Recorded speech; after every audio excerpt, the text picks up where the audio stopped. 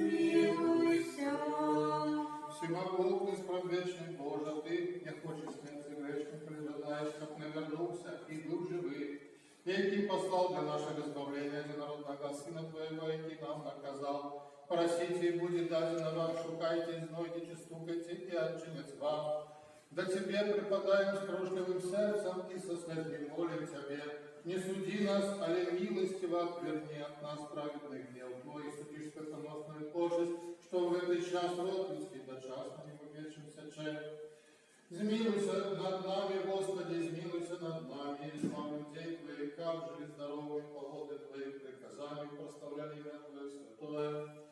Заступись и заховай, веди звуки Божь нашу батьківщину і наш народ, урак і усіх, що стерегуться на спокій нашої країни.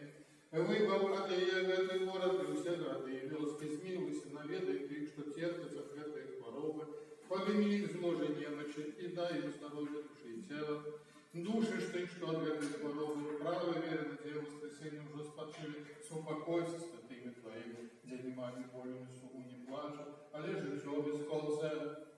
Мария поминает святейшие Богородицы, заобщую Деву Марии, заступницам святых, бестелесных сил и ангелов-охотников, ласковый человека единородного Сына Твоего, Господа нашего Иисуса Христа, якому належится всякая слава, пошана и поклонение.